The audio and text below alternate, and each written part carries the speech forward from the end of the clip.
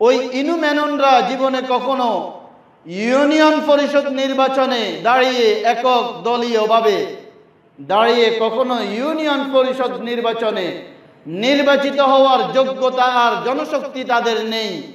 তারা ভিন্ন একটা দলের উপরে ভর করে সংসদে গিয়ে এই 85% মুসলমানের দেশে তারা সংসদে দাঁড়িয়ে ইসলামের বিরুদ্ধে আলেম উলামাদেরকে মোল্লাতন্ত্র আর কওমি মাদ্রাসাকে বীজ বৃক্ষ আল্লামা আহমদ শফিকে তারা তেতুল হুজুর বলে সংসদে গালি দেয়।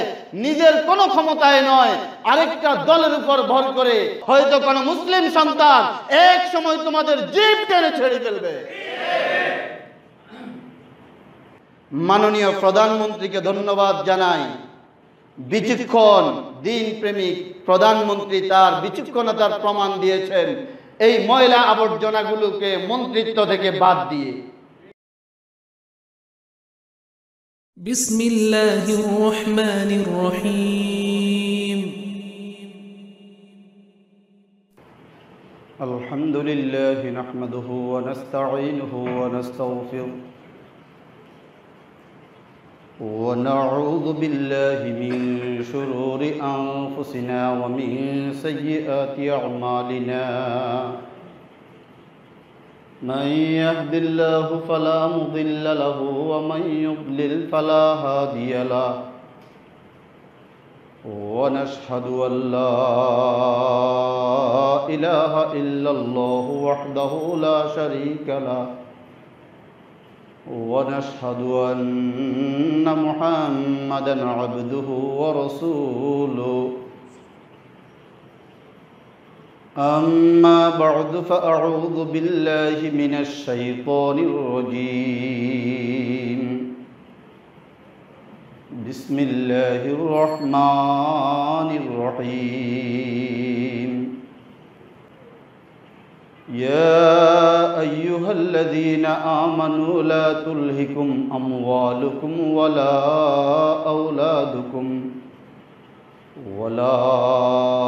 أولادكم عن ذكر الله ومن يفعل ذلك فأولئك هم الخاسرون وأنفقوا مما رزقناكم من قبل أن يأتي أحدكم الموت فيقول رب لولا أخرتني إلى أجل قريب فأصدق وأكن من الصالحين وقال صاحب القرآن وسيد الأبرار وصاحب الشريعة رسول الله صلى الله عليه وسلم الصدقة تطفئ غضب الرب كما يطفئ الماء النار أو كما قال عليه الصلاة والسلام صدق الله العظيم وصدق رسوله النبي الكريم ونحن على ذلك لمن الشاهدين والشاكرين والذاكرين والحمد لله رب العالمين সবাই মুহাব্বতের সাথে দুরূদ শরীফ পড়ি اللهم صل على محمد وعلى آل محمد كما صليت على إبراهيم وعلى آل إبراهيم إنك حميد مجيد اللهم بارك على محمد وعلى آل محمد كما باركت على إبراهيم وعلى آل إبراهيم إنك حميد مجيد الحمد لله মহান রব্বুল আলামিন আমাদেরকে দয়াময় করে মেহেরবানি করে সমাজের বিভিন্ন শ্রেণীর কতগুলো আল্লাহর বান্দাকে আল্লাহ তাআলা একত্রিত হয়ে অন্যান্য জুমার ন্যায় আজকেও আমাদেরকে মাহে রজবুল মুরাজ্জাবের ঠিক আগের দিন আমাদেরকে আল্লাহ একত্রিত হওয়ার আসার বসার তৌফিক দান করলেন। এই জন্য দিল থেকে মাওলায়ে পাকের শুকরিয়া আদায় করি আলহামদুলিল্লাহ। আরবি গণনার দিক থেকে আগামী কাল থেকে রজব মাস শুরু হয়ে যাবে, আর রজব মাস হলো রমজানের কাউন্টডাউন শুরু হওয়ার মাস। রজব মাস থেকে রমজানের কাউন্টডাউন শুরু হয়, রমাজানুল মুবারকের গণনা শুরু হয়ে যায়। রজব মাস থেকে মুমিনদের অন্তরে রমজানের আশা আকাঙ্ক্ষা আগ্রহ ব্যাকুলতা বাড়তে থাকে। এজন্যই বিশ্বনবী মুহাম্মদুর রাসূলুল্লাহ সাল্লাল্লাহু আলাইহি ওয়াসাল্লাম আমাদেরকে মাহে রজব থেকে পড়ার জন্য একটা দোয়া শিক্ষা দিলেন। দোয়াটা কি মনে আছে?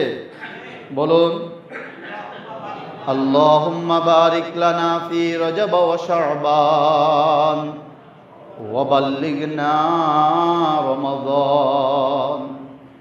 আল্লাহুম্মা বারিক লানা ফি রজব ওয়া শাবান ওয়া বাল্লিগনা রমাদান।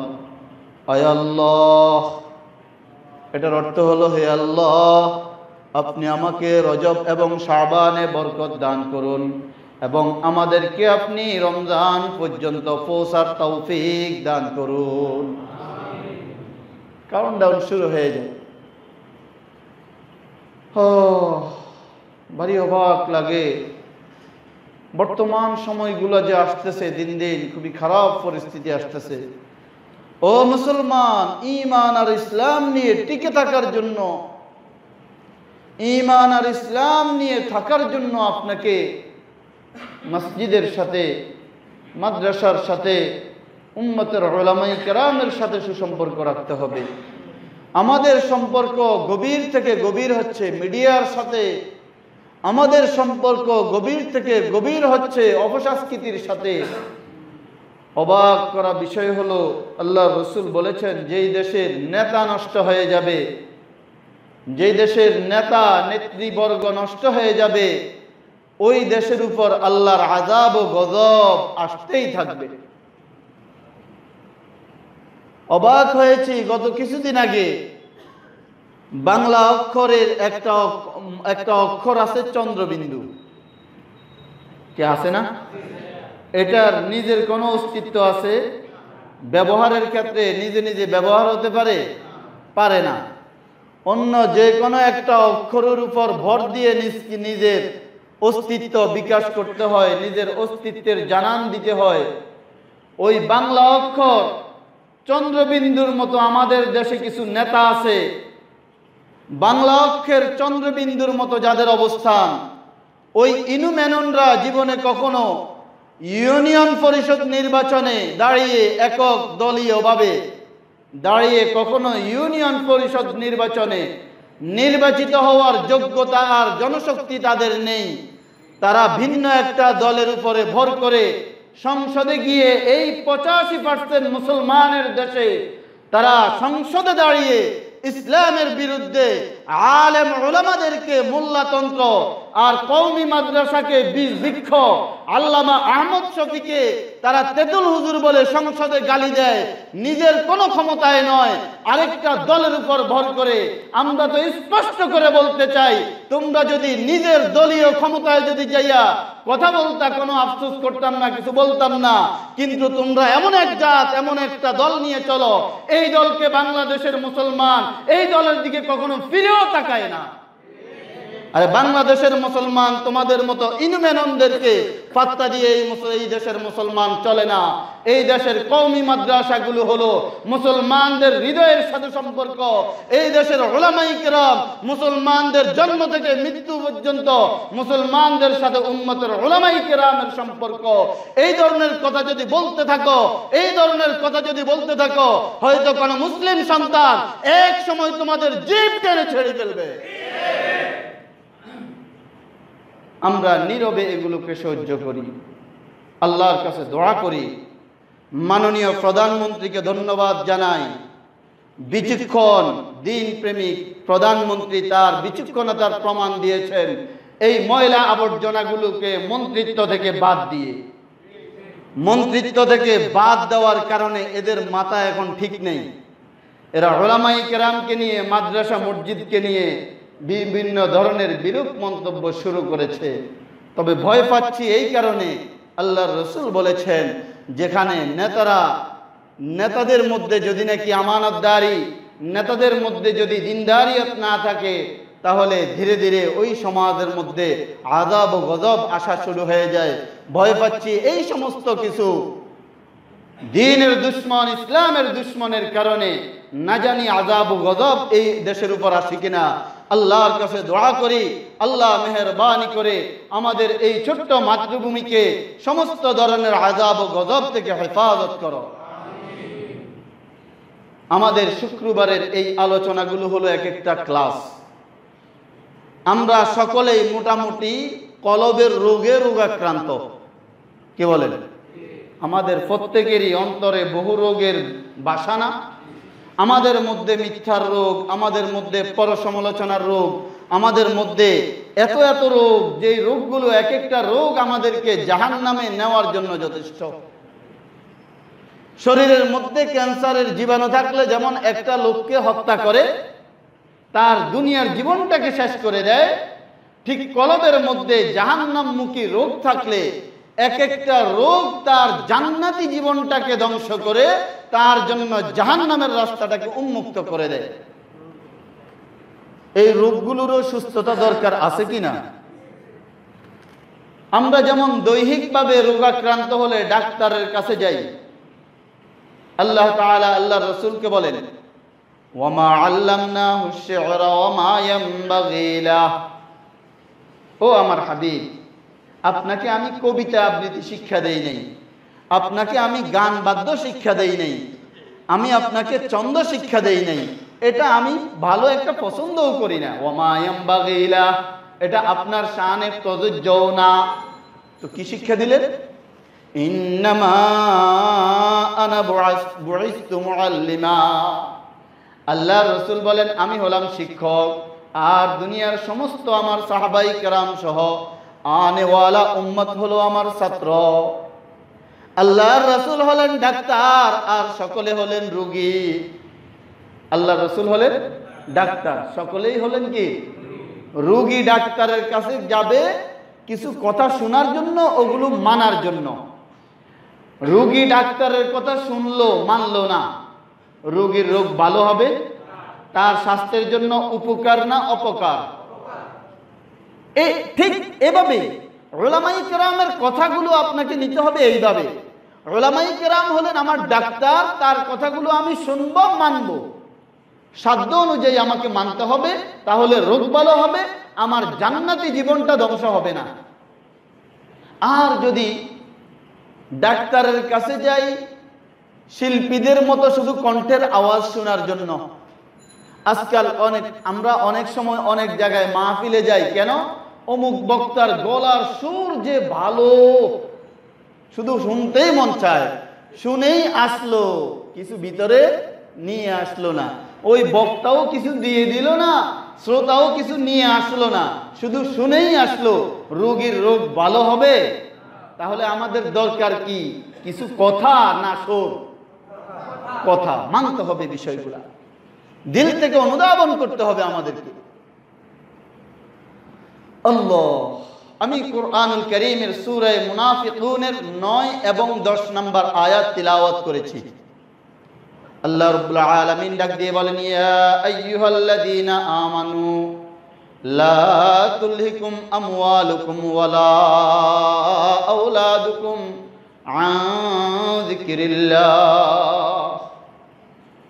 ওয়া মান ইয়াফআল যালিকা ফাউলাইকা হুমুল খাসিরুন ইয়া আইয়ুহাল্লাযীনা আমানু লা তুলহিকুম আমওয়ালুকুম ওয়ালা আওলাদুকুম আন যিকরিল্লাহ।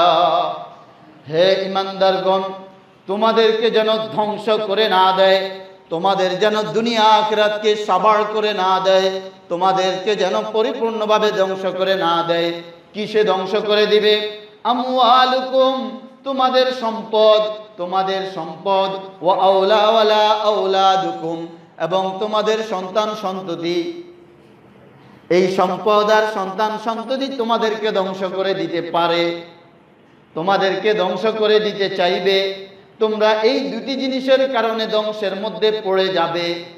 ওয়ালা আওলাদুকুম আন যিকরিল্লাহ, আল্লাহর স্মরণ থেকে তোমাদেরকে যেন গাফেল করে না দেয়, তোমাদেরকে যেন আল্লাহর স্মরণ থেকে দূরে সরাইয়া না দেয়। তবে যদি এমন করে, তোমার সম্পদের কারণে তুমি যদি আল্লাহর জিকির থেকে দূরে সরে যাও, তোমার সন্তান সন্ততির কারণে তুমি যদি আল্লাহর জিকির থেকে দূরে সরে যাও, ওয়া মান ইয়াফআল যালিকা ফাউলাইকা হুমুল খাসিরুন, সে হবে একদম ধ্বংসপ্রাপ্ত। আল্লাহর ঘোষণা। আল্লাহ যেটাকে ধ্বংস বলে, এটা কি নরমাল ধ্বংস?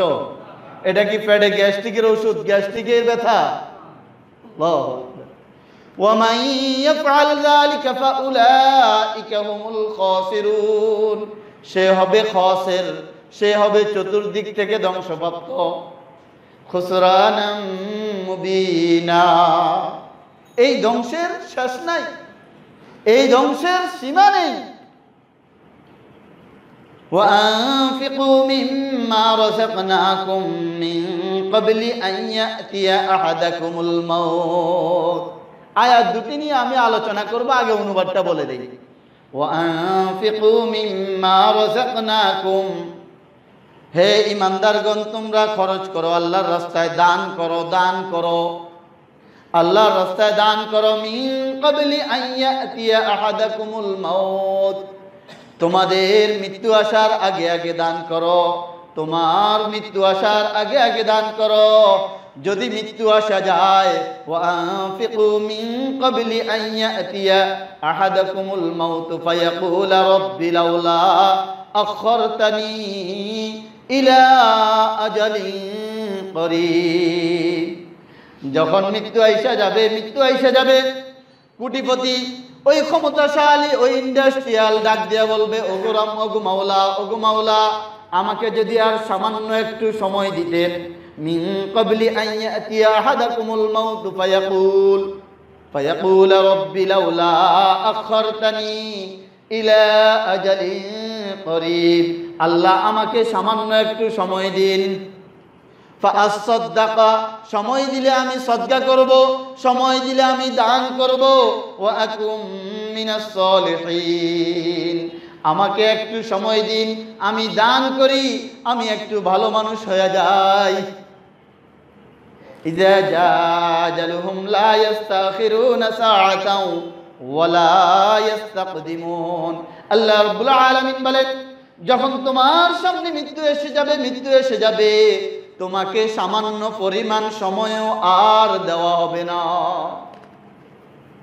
একটু ভাবুন, আল্লাহ রাব্বুল আলামিন বলেন, ও দুনিয়ার মানুষ, তোমাকে আমি দুইটা জিনিস দিয়ে পরীক্ষা করি, দুইটা জিনিস দিয়ে তোমাকে আমি পরীক্ষা করি। কখনো তোমাকে সম্পদ দিয়ে পরীক্ষা করি, কখনো তোমাকে সন্তান দিয়ে পরীক্ষা করি। দেখি তোমার সন্তানের লালন পালনের জন্য, তোমার সন্তানের মায়া মহাব্বতে তুমি আমি আল্লাহকে ভুলে গেলে কিনা। তোমাকে আমি সম্পদ দিলাম, সম্পদের কারচাজি হলো, সম্পদ যা আসে এটাই আরো সম্পদ নিয়ে আসে, সম্পদ আসলে ওই সম্পদ আরো সম্পদ নিয়ে আসে। টাকাওয়ালার টাকা বাড়ে, বাড়িওয়ালার বাড়ি বাড়ে, ইন্ডাস্ট্রিওয়ালার ইন্ডাস্ট্রি বাড়ে, দোকানওয়ালার দোকান বাড়ে। এটা হলো সম্পদের নীতি। আল্লাহ তাআলা ওই সম্পদটা এই গুণাগুণ দিয়া সম্পদের মালিক বানায়া পরীক্ষা করে, বান্দা দেখি তুমি এখন কি সম্পদের পিছনেই দৌড়াও নাকি আমি আল্লাহর কথাও তোমার মনে আছে। ও বান্দা, কিছুদিন আগের কথা ভেবে দেখো, তোমার জন্মের পরে তোমার গায়ের মধ্যে একটা সুতা ছিল না, তুমি কোন সম্পদের মালিক ছিলে না, তুমি ছিলা উলঙ্গ একটা বস্তু। তোমাকে দুনিয়াতে আসার পরে আমি মাওলাই তো লালন পালনের ব্যবস্থা করেছি, তোমার মায়ের স্তনের মধ্যে তোমার উপযোগী দুধের ব্যবস্থা করেছি। ওই দুধ অতি ঠান্ডাও ছিল না, অতি গরমও ছিল না, দুনিয়ার কোন ধরনের হিটার দিয়ে গরম করা হয়নি, কোন ধরনের কোন মেশিনারি দিয়ে গরম করা হয়নি। ঠান্ডা খেলে তোমার পেটে অসুখ হবে, অতি গরম তোমার মুখ ফোড়া যাবে। তোমার মায়ের স্তনের মধ্যে অতি গরমও নয়, অতি ঠান্ডাও নয়, তোমার পেটের ধারণ ক্ষমতা অনুযায়ী আমি তোমাকে তোমার খাবারের ব্যবস্থা করেছি। এখন বান্দা, তোমার শরীরে শক্তি হইয়া আমি তোমাকে পরীক্ষা করতে চাই, তুমি আমি মাওলাকে ভুলে যাও কিনা। যেই মাওলা তোমার শরীরে কোনো শক্তি ছিল না, তখন আমি আল্লাহ তোমাকে লালন পালন করেছি। কে লালন পালন করেছেন? ও বান্দা, তোমাকে এখন আমি 1000 কোটি টাকার মালিক বানাইলাম। বান্দা, তুমি যখন ঘুমন্ত অবস্থায় থাকো, ঘুমের মধ্যে থাকো, ছোটবেলায় কোনটা কি জিনিস তুমি চিনতে না। তুমি যখন পোকামাকড় চিনতে না, পোকামাকড় গর্ত তালাশ করে, গর্ত তালাশ করে। ও বান্দা, তুমি যখন শুয়ে থাকতা, মা তোমাকে বিছানায় শোয়াইয়া রান্নাঘরে রান্না করতে যাইতো, তুমি বিছানায় শোয়া, তোমার মা আরেকজনের সাথে বসে গল্প করছে, তোমার পাশ দিয়ে কতগুলা বিষাক্ত পোকামাকড় ঘুরতেছে, তোমার কানের মধ্যে 2 কানে 2টা ছিদ্র আছে, ওই পোকামাকড় ইচ্ছা করলে তোমার কানের ভিতরে ঢুকতে পারত। ও বান্দা, তুমি কি জানো, তোমাকে লালন পালন করার জন্য, তোমার পাহারাদারি করার জন্য, তোমার জন্মের দিন থেকে নিয়ে আজ অবধি আমি 10 জন ফেরেশতা, আমার 10 জন নিষ্পাপ ফেরেশতা আমি তোমার জন্য নিয়োগ করে রেখেছি, যারা তোমাকে সার্বক্ষণিক পাহারা দিয়ে চলতেছে। ব্যবস্থা করলেন কে? 10 জন হাফাজা ফেরেশতা আমাকে আপনাকে হেফাজত করতেছে। আল্লাহ বলেন, বান্দা, এত কিছু তোমাকে দিলাম কেন? আমি তোমাকে এত কিছু দিয়া তোমাকে পরীক্ষা করতেছি। আওলাদুকুম ওয়া আমওয়ালুকুম, তোমার সন্তান সন্ততি, তোমার মাল সম্পদ তোমাকে পরীক্ষা করতেছি। তোমাকে ট্যাকেল দিচ্ছি আমি, প্রটোকল দিচ্ছি আমি, আবার এই 2টা দিয়ে তোমাকে পরীক্ষা করতেছি। দেখি তুমি আমাকে ভুলে যাও নাকি, তুমি আমাকে ভুলে যাও নাকি। পরীক্ষা করতেছেন। বলে আল্লাহ তাআলা বলেন, তোমাদেরকে যেন তোমাদের সম্পদ আর সন্ততি তোমাদেরকে যেন সন্তান সন্ততি ধ্বংস করে না দেয়, তোমাদেরকে যেন আমি আল্লাহর জিকির থেকে দূরে সরাইয়া না দেয়। তো এইবার যদি আমরা দাবি করি আল্লাহ আমরা দূরে সরি নাই, মাওলা আপনাকে ভুলি নাই, আপনার নিয়ামত ভুলি নাই, আমরা আপনাকে মনে রেখেছি, কি করতে হবে আমাদেরকে বলুন। আল্লাহ রাব্বুল আলামিন থিওরি বাতাইয়া দিচ্ছেন, কি করবা শুনে রাখো। ওয়া আনফিকু মিম্মা রাযাকনাকুম, তোমাদেরকে যেই সম্পদ দিয়েছি আমি, এই সম্পদ থেকে তোমরা ব্যয় করো, খরচ করো, আমার জন্য খরচ করো। মিন ক্বাবলি আন ইয়াতিয়া আহাদাকুমুল মাউত, তোমার মৃত্যু আসার আগে আগে খরচ করো, কারণ মৃত্যু আসলে প্রত্যেকটা ব্যক্তি তার মুমূর্ষু অবস্থায় যখন তার জান কবজের সময় হয়ে যায়, তখন ফরিয়াদ করে, মাওলা আমাকে আরেকটু সময় দিন। আল্লাহ তাআলার ঘোষণা সূরা মুনাফিকুন আয়াত নং 10 নম্বর আয়াত, অনুবাদ করে দেখবেন। বলবে, ফায়াকুল রাব্বি লাউলা আখরতানি, ওগো মাওলা আমাকে যদি আরেকটু সময় দিতেন, আমি আপনার জন্য দান করতাম, সদকা করতাম, আমাকে আরেকটু সময় দিন এবং আমি ভালো মানুষ হয়ে যাব। আমাদের মধ্যে এই স্বভাব আসেনি? ডাকাতি হওয়ার আগে কোন হুজুর যদি কয়, ভাই মসজিদে একটু দান সদকা করেন, হুজুর এই মুহূর্তে সম্ভব না, ব্যবসা বাণিজ্য খুব খারাপ, ইন্ডাস্ট্রির হাজার হাজার শ্রমিকদের বেতন দিতে হবে, হুজুর এই মুহূর্তে সম্ভব না, একটা সালান মাইর খাইছি, হুজুর এই মুহূর্তে সম্ভব না, এই সমস্যা, এই সমস্যা, গত মাসে ডাক্তারের বিল দিতে হয়েছে আমাকে 10 লাখ টাকা, এই সমস্যা দাঁড়ায়, দেখাই কিনা? এর পরের দিন যখন ছেলেটাকে ডাকাতরা কিডন্যাপ করে, কিডন্যাপার ফোন দেয় 1 কোটি টাকা লাগবে চোরাইতে হলে, এই ছেলেকে নিতে হলে 1 কোটি টাকা লাগবে। রফা দফা 50 লাখ টাকা, 50 লাখ টাকার বিনিময়ে ছেলেটাকে নিয়ে আসে। পরের দিন হুজুরের সাথে দেখা, হুজুরকে সালাম দিয়ে বলে, হুজুর আহারে আপনি তো মাদ্রাসার জন্য কয়টা টাকা চাইছিলেন, মসজিদের জন্য কয়টা টাকা চাইছেন, আহা আমার বিপদ শুনছেন নি? কয় কি বিপদ? কয় ছেলেটারে কিডন্যাপ করে আমার থেকে 50 লাখ টাকা নিয়ে গেছে। আরে ওই টাকা যদি থাকতো তাহলে আজকে আমি 20 লাখ টাকা দিয়ে দিলে গায়ে লাগতো না। কয়নি? যখন সাধ্য ছিল, অজুহাত সামনে আসছে, হাত ছাড়া হয়েছে, এইবার কয় দিলে তো আমার কাজে লাগতো। আল্লাহ রাব্বুল আলামিন বলেন, ফায়াকুল রাব্বি লাউলা আখরতানি ইলা আজালিন করিব, বলবে মাওলা আমাকে যদি আরেকটু সময় দিতেন মাওলা, আমি দান করতাম, সদকা করতাম। এইবার একটু বুঝেন আল্লাহ রাব্বুল আলামিন বান্দাদের এই গুণটা কেন বললেন, মৃত্যুর সময় দানের কথা কেন বলবে? খুব খেয়াল করবেন। মৃত্যুর সময় তো বলতে পারতো, মাওলা আপনি যদি আমাকে একটু সময় দিতেন আমি 2 রাকাত নামাজ পড়তাম, আপনি যদি আমাকে সময় দিতেন আমি বাইতুল্লাহর জিয়ারত করতাম, হজ করতাম, আপনি যদি আমাকে সময় দিতেন আমি একটা রোজা রাখতাম, ওগো মাওলা আমাকে যদি সময় দিতেন আমি আমার ছেলে মেয়েগুলাকে ভালো একটা উপদেশ দিতাম, ওসিয়ত নসিহত করতাম। এইগুলা না বইলা দানের কথা কেন বললেন?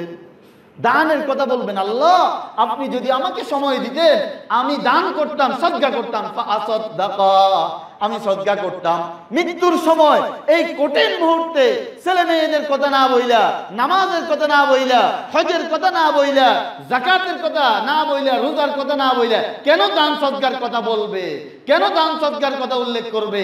এটা কি জানার দরকার আছে? আল্লাহু আকবার।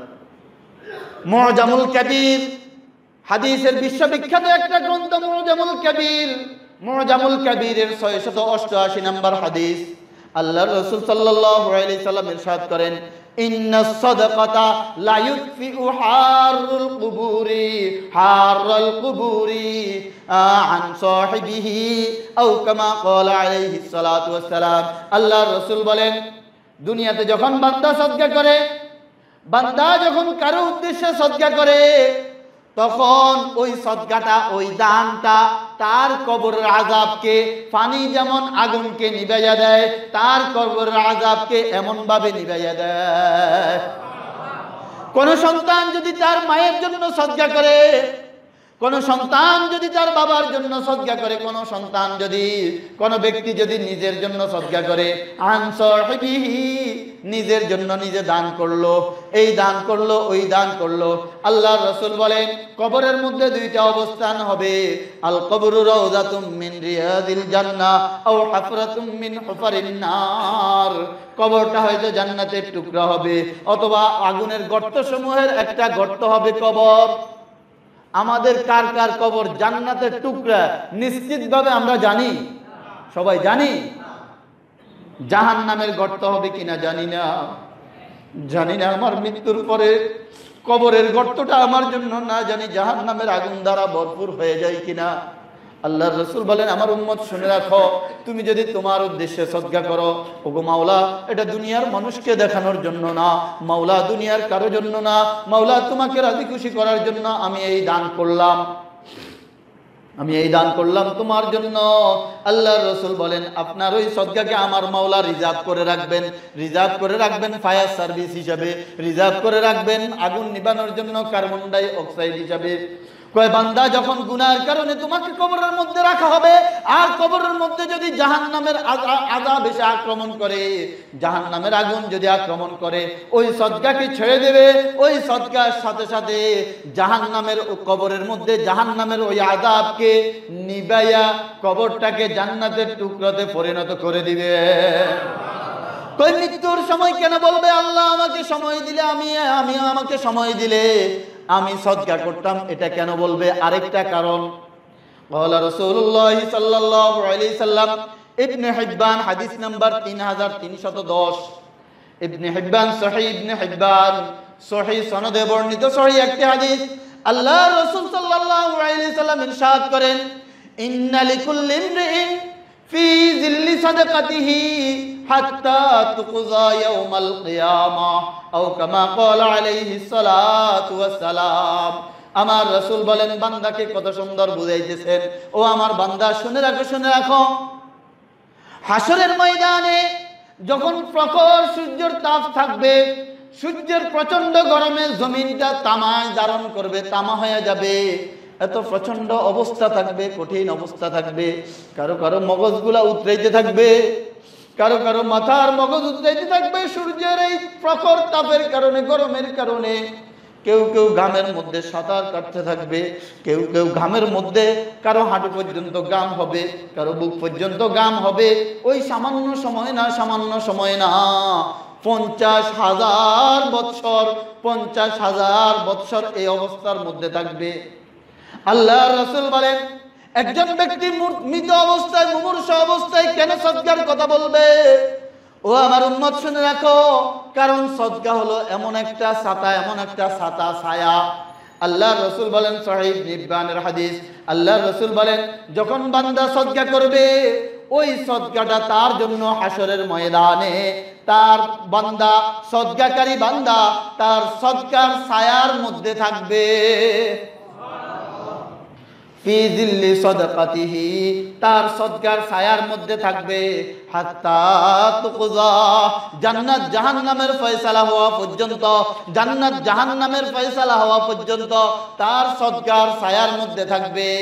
ওই হাসরের ময়দানে 660 নম্বর বুখারী শরীফের 660 নম্বর হাদিস, আল্লাহর রাসূল সাল্লাল্লাহু আলাইহি সাল্লাম ইরশাদ করেন, যারা সদকা করে, যারা দান করে, যারা মসজিদ মাদ্রাসা গরিব এতিমদেরকে দান করে, তাদের অবস্থানটা এমন হবে, হাসরের ময়দানে আমার আল্লাহ আরশে আজিমের ছায়ায় এদেরকে নিজে আরশে আজিমের স্থান দিয়া আমার মাওলা নিজ হাতে মেহমানদারি করে খাওয়াবে।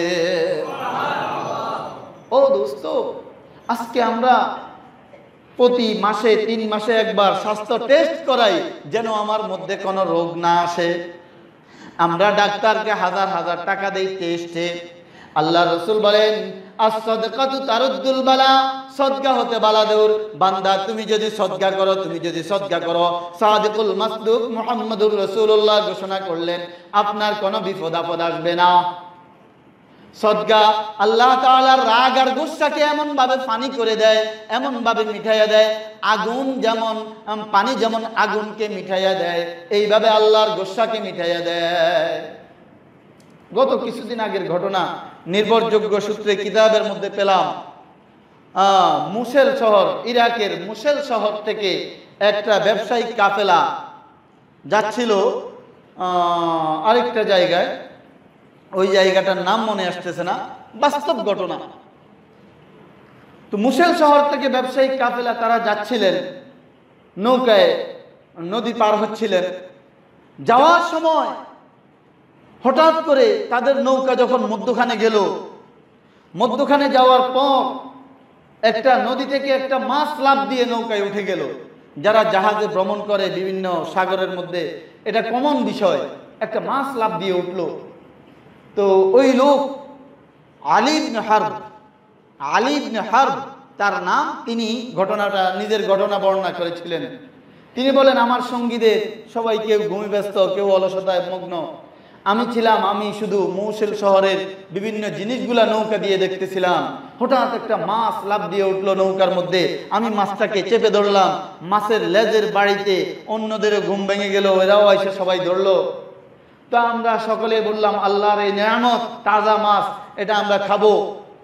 এটার জন্য করলেন কি? বললো, নৌকাটা ফাঁসে ভিড়াও। নৌকা ফাঁসে ভিড়ালো। ফাঁসে ছিল একটা জঙ্গল। হঠাৎ করে জঙ্গল থেকে একটু গুনগানের শব্দ শুনতে পেল। আলী ইবনে হারব, ওই আল্লাহর বান্দা বলে, আমি আওয়াজ শুনে একটু সামনে গিয়ে দেখলাম একটা লোক, তার হাত পাও, চারোটা হাত পাও বাঁধা, মুখের মধ্যে কষ্টে মারা, মুখের মধ্যে কাপড় দিয়ে বাঁধা, শুধু গুনগানের আওয়াজটা শুনতেছিলাম। পাশে দেখলাম একটা লোক গলা কাটা অবস্থায় পড়ে আছে, আর একটা চাকু, ধারালো চাকু পড়ে আছে। ওই লোকটার হাতের বাঁধন, পায়ের বাঁধন খুলে দিলাম। খুলে দেওয়ার পরে জিজ্ঞাসা করলাম, ও ভাই, ঘটনা কি? বাস্তব ঘটনাটা আমাকে একটু খুলে বলো। ওই আল্লাহর বান্দার চোখ দিয়ে টপ টপ করে পানি ঝরতেছে। বলতেছে, ও বন্ধু, ও আমার অপরিচিত বন্ধু, তোমাকে আমি চিনি না, শুনে নাও ঘটনা। আমিও একজন ব্যবসায়ী এক কাফেলার সাথে আমি এসেছিলাম। যেই লোকটাকে দেখছো গলা কাটা অবস্থায় পড়ে আছে, সে আমার বন্ধু বেশি শত্রু।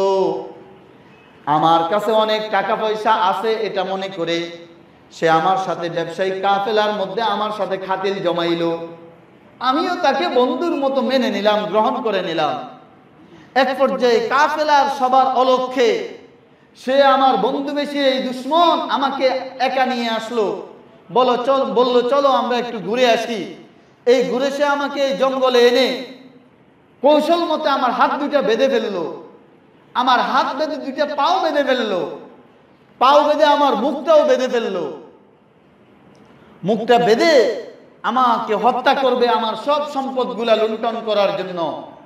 তার বেল্ট ছিল কোমরের মধ্যে, বেল্টের ভিতরে ছিল চাকু। এই চাকুটা কেমনে জানি আটকে গেছে, চাকুটাকে বারবার টানতেছে, বের হয় না। এক পর্যায়ে এই চাকুটা খুব জোরে টান মারলো, ওই চাকুটা বেল্ট থেকে খুলে এসে টানের তীব্রতায় এইভাবে টানের সাথে তার চাকু দিয়ে তার নিজের গলাটা কর্তন হয়ে গেছে। কিন্তু এই লোকটা চিন্তা করলো, তার যখন শরীরে গলা কাটা গেল, তার রক কাটা গেল, রক্তক্ষরণ হয়ে সে মারা গেল, এইবার চিন্তা করলো দুশ্মন তো শেষ, বাকি এখন আমি বাঁচবো কি করে? আমি তো মৃত্যুবরণ করতে হবে, কারণ এই জঙ্গলে তো অন্য কেউ আসবে না, আমাকে বাঁচাইতে আসবে না। আমার হাত পাও চারোটাই বাঁধা অবস্থায়, আমার মুখটাও বাঁধা অবস্থায়, আমাকে বাঁচানোর জন্য তো কেউ আসবে না। তো বললো, বন্ধু তোমরা কোথায় থেকে আসলে, কিভাবে আসলে? আমি মুখটা আমার বাঁধা অবস্থায় আছে, মগর আমি বৈশা বৈশা মাওলার কাছে দোয়া করতেছিলাম, আল্লাহ এই ব্যবসায়ী কাফেলায় আমি এই ব্যবসায় আসার আগে মাওলা আমি তোমার জন্য কিছু টাকা সদকা করেছি, কিছু টাকা দান করেছি মাওলা। আমার এই দানটার উদ্দেশ্য ছিল একমাত্র তোমাকে রাজি খুশি করা, দুনিয়ার বাহবা পাওয়ার জন্য আমি দান করি নাই, তোমাকে সন্তুষ্ট করার জন্য দান করেছি। ওগো মাওলা, আমার ওই দানটা যদি তোমার পছন্দ হয়ে থাকে, আমার ওই দানটা যদি তুমি কবুল করে থাকো মাওলা, আমাকে তুমি এই বিপদ থেকে, তুমি আমাকে শত্রু থেকে বাঁচাইলা, তুমি আমাকে এখান থেকে বাঁচানোর ব্যবস্থা করে দাও। ও বন্ধু, তোমরা এখানে কেন আসলা তুমি বলো? কয়, বন্ধু তোমাকে বাঁচানোর জন্য আমার মাওলা একটা হাতিয়ার ব্যবহার করেছে।